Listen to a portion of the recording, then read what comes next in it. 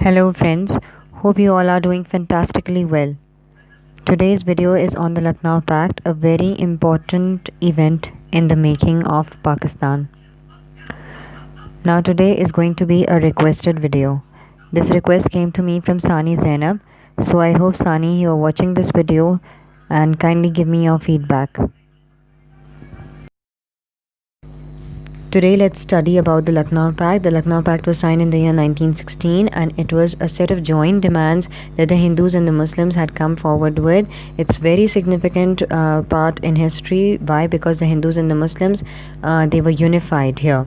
Now, before we jump onto the Lucknow Pact, let's look at the background. What was happening in the world? The world was kind of submerged in the miseries of a war that was going on, and this was the First World War, a war that the world had never witnessed. Okay, so this war had begun in the year 1914 and it was to last till 1918. That is when the Lucknow Pact was signed. The war was still going on and Great Britain was a main player in the war. So you have to keep that in mind. And it had colonies all over the world. So Great Britain was trying its best not to have any sort of unrest in its colonies, and subcontinent was part of its colonies. So you have to keep that as well in your mind. Okay, now till then, what had happened till the Lucknow Pact? What had happened?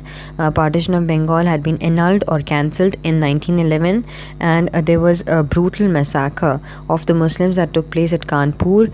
And besides this, we already know that Indian National Congress had come into being in the year 1885, and 1885 was the year when the Indian National Congress had come into being, and then in 1906 the Muslim League was born. Okay, so you have to keep these dates in mind as well. So what happened next is Jinnah, for a long time he was part of the Indian National Congress, and he wanted the Muslims to work in unison with the Hindus, but seeing that the Muslims were being marginalized, and it was basically INC was basically a Hindu organization.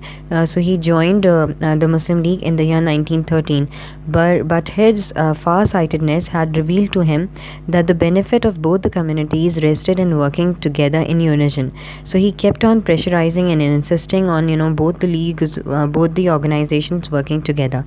Because of his efforts in 1915, both League and the Congress they held their annual session in Bombay.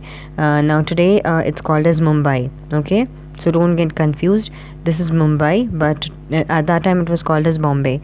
Now in this session, decisions were taken such as that councils will be set up to improve the understanding between the two communities, and with the setting up of such councils, both the communities they started to grow closer together. In October 1916, looking at all the incidents that were taking place back in their colony, Great Britain decided that they will come up with certain proposals. Okay, and why did they decide that they are coming up with certain proposals? Because now they grew concerned. They were witnessing what was happening back in the subcontinent while fighting the First World War. They had their eyes on India, and they saw that both these groups, both these nations, that is Hindus and the Muslims, they were growing closer together. This was a sign of concern for the British, and they would not want any sort of an emergency arising during the First World War. So they announced that they are considering certain proposals which would soon be put into action. And what were those proposals? That half of the members of the Executive Council would now be elected. Okay, so that is half of the members of the Executive Council would be elected. By Executive Council, we mean a council that formulates laws, and then majority of the Legislative Council's members would also be elected. By Legislative Council, we mean a council that puts the laws into action. Okay, now if they are elected, meaning the members in these councils are being elected, means that they are not being hand-picked or nominated by the British government as they earlier were. As a result, this meant that more and more native population would have their say in governing India. This was something very positive. So both the League and the Congress consented, and they approved the proposals which the British government had proposed. Let us look at the Lucknow Pact. What was the Lucknow Pact? In 1916, both the parties had held their annual session in Lucknow, As a result of this holding of the annual session, Lucknow Pact was signed, and both the parties had come together because of the efforts of Jinnah and Mahajan, Jinnah from the Muslim League and Mahajan from Congress. Now, as a result of this pact, the Hindus or the Congress had agreed to grant certain rights to the Muslims. Now, what were those rights? They granted them the right to separate electorates in electing their representatives to the imperial legislative councils and the provincial legislative councils. Now, what is the separate electorates? For those of you who have not understood this, let's look at this diagram. Okay. Now, in simplest terms, an electorate is basically a voter. Okay. Anybody who's eligible to vote will be called as an electorate, right? And from a very long time, the Muslim leaders had been insisting that the Muslims be granted the right of separate electorates in electing their representatives to any body, may it be the legislative council, the provincial council, or any other body working in the country, right? Now, this usually happens in the case where there are minorities. Okay, when there are minorities and democracy is the rule, then the majority, gets greater weightage in governing that country, and the minorities are always marginalized. So, for this reason, the Muslim leaders had been insisting that in Muslims be granted the right to separate electorates. To look at it closely, or to look at it in detail, or understand it thoroughly, let's look at this diagram. Now, consider that this is a local body, and these are the representatives sitting in the local body. Now, who are to elect those representatives sitting in the local body? The people, who will be called as electorates. Now, supposing if this voting process is being done by joint electorates, meaning the Hindus and the Muslims and any other community that's present in the country is voting jointly for electing these representatives to the local body, what will be the result? The end result will be that that community, which is in majority, will have a large representation in the local body. So that was what was happening. All the representatives mostly were Hindus because Hindu were in majority.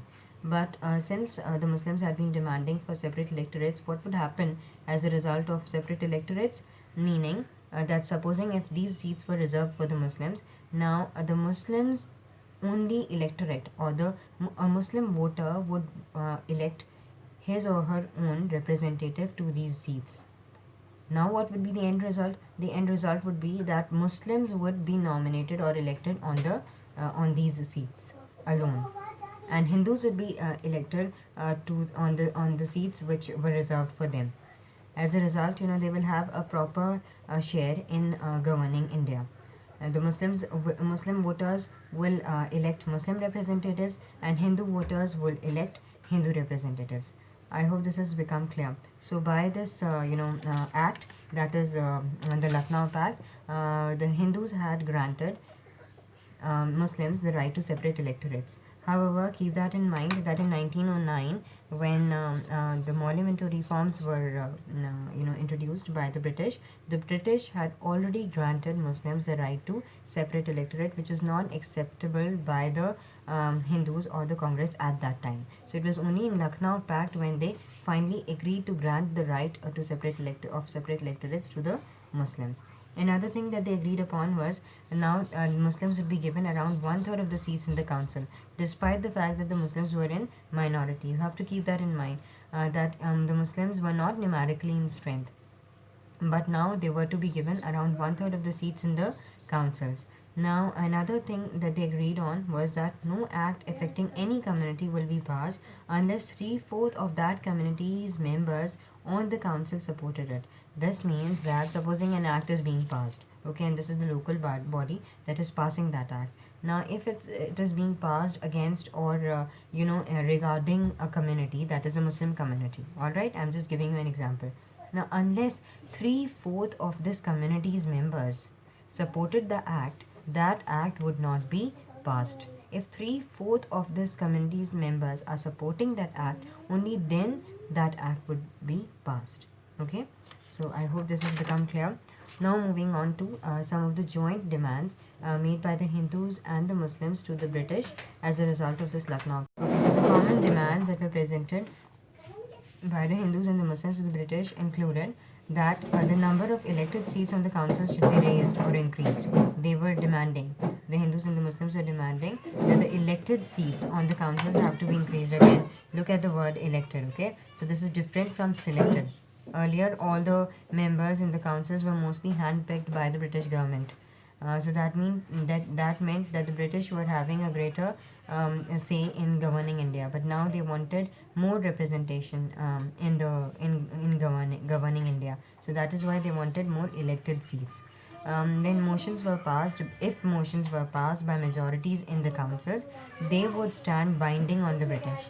Meaning, if motions were passed, supposing if a local body or a legislative council is passing any motion or an act which is being passed by a great majority, then that act had to be accepted by the British because it was being passed by the majority. Thirdly, the minorities' rights would be protected. All the minorities who were living in India, their rights had to be protected. Finally, all provinces of India would now be given autonomy or self rule. Okay, so they were trying to move towards self rule. This pact marked the movement of the Indian population towards self rule. Now let's move on to the importance of the Lucknow Pact, and this is a question that is usually asked, and this is an important question. Why was it such an important pact? It was an important pact because it was a step towards self-rule. I mentioned this earlier. This was the first time the Muslims and Hindus they worked together and made joint demands to the British. This was the first time the Hindus had agreed to a degree of partition. Before this, they believed that India was one indivisible unit, but now, after granting the Muslims the right to separate electorates, they were in one way agreeing to the two nation theory that Sir Syed Ahmad Khan had introduced. Alright, now Muslims had also understood by then that working with Congress would help them gain more rights and would also result in the protection of their rights. Okay, now this Lucknow Pact also made it obvious that self-rule was not something utopian. It was something which was achievable, it was attainable, it was possible. After when this Lucknow Pact was signed, two home rule leagues they started campaigning all across India. One league was led by Bal Gangadhar Tilak and the other was led by Annie Besant. And Annie Besant was later on arrested, but she got released because of a huge outcry and outburst by the people of India. And later on, she was made the Congress president. Okay, so by this time, the British had realized that the Muslims and the Hindus were working together as one unit, and to suppress them would be counterproductive. So they agreed that they would increase their representation in the government, and they would keep doing so unless they felt that the native population had become capable of governing themselves. Okay, and finally, this pact is also called as important because it was a high watermark of the Hindu-Muslim unity. Never again in history or in the later years would you see the Hindus and the Muslims standing so united. So you have to keep this in mind also. So this is a very important point.